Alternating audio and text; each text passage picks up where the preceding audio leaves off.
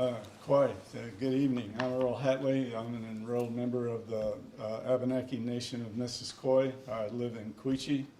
I'm a part of 350 Vermont, board member of BALE, and other things.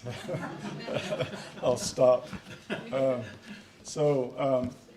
Hoodwinked is something that I've been reading for quite a while because another hat that I wear is I work with the Indigenous Environmental Network and the Western Mining Action Network. We're interconnected and working on mining and other things. Tom Goldtooth, the director and founder of IEN, is an old friend. He handed me my copy a long time ago, and I've been reading it faithfully. I think you all should too. It's just a little booklet. It covers all of the technologies that we're going to be covering in our Hoodwinked series. It's a great overview with bibliography if you want to dive deep and learn more about it. But it's a perspective of our movement, especially of the BIPOC movement, Indigenous, Black and people of color movement that came together and developed this series of why these fuels are exploitative, extractive technologies that are harming communities, frontline communities around the world and here at home. Just a brief excerpt. What all these technologies have in common are that they emerge from a worldview defined by racist doctrines of discovery and conquest, blind faith in market-based policies and corporate technologies, ideological practices of privatization, commodification, and the exploitation of nature, putting a price on the sky, on forests, on waters, oceans, and soils to create new derivative markets that increase inequality and expedite the destruction of all life.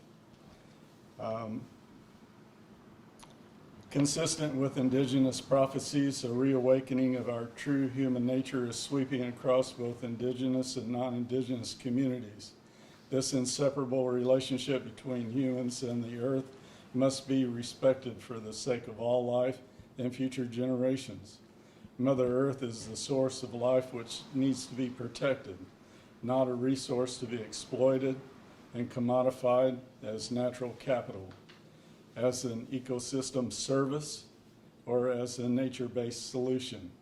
We urge all humanity to bring our hearts, spirits, minds, and bodies together to transform the social structures, economies, institutions, and power relations that underpin our deprivation, oppression, and exploitation.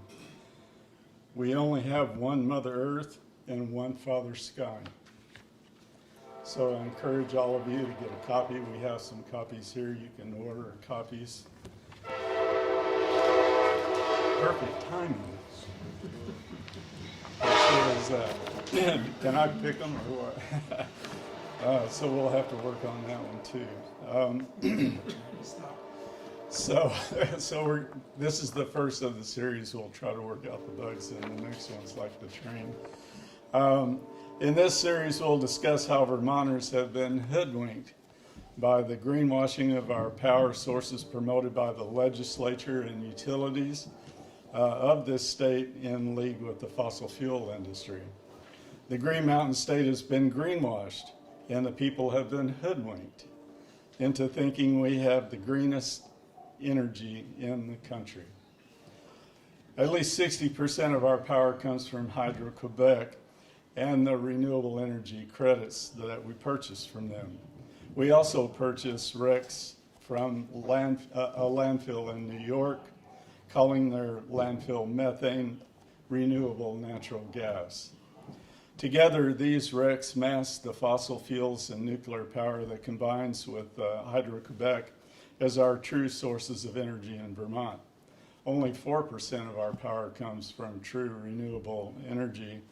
The rest is sold to states like Massachusetts as their RECs to mask the power coming from their natural gas plants.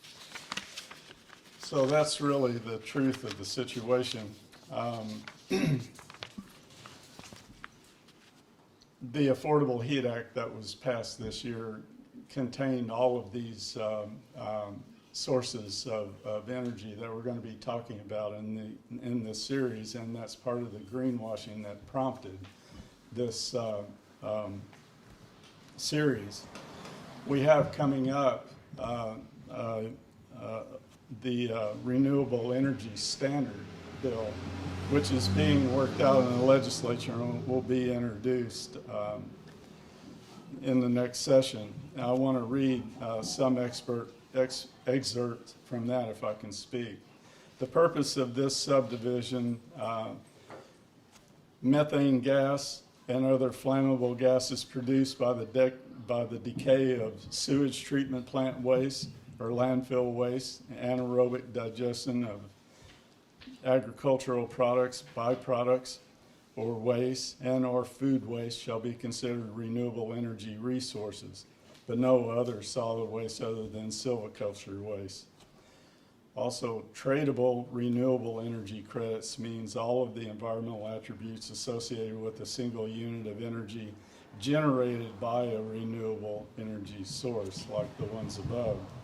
Those attributes are transferred or recorded separately from that unit of energy shall be considered renewable.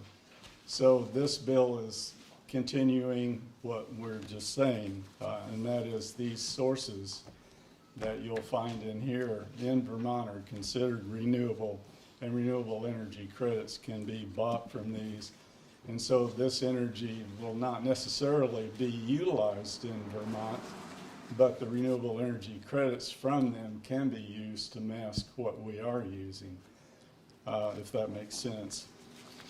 So what we want is a people-powered, people-led climate justice movement in Vermont for a just, thriving world, guided by solutions of those, guided by the voices, experiences, and solutions of those most impacted by the global climate crisis, and social justice to address climate crisis equitably and effectively. Our goals are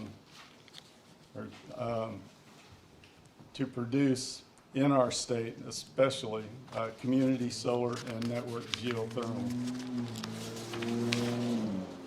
to keep electricity rates affordable, low, and for middle income, affordable for low and middle income Vermonters, to create an energy future that benefits working people and the most vulnerable communities, to educate the public about the greenwashing at the state capitol, and to avoid the worst of the ongoing climate disaster now in motion that we humans have created. So this is our goal. We're hoping that this series makes sense in moving us in that direction, educating the folks about what these technologies are about so that we can then organize toward a greener future for the state of Vermont. And with that, I'll pass it back to Chris to introduce our first speaker.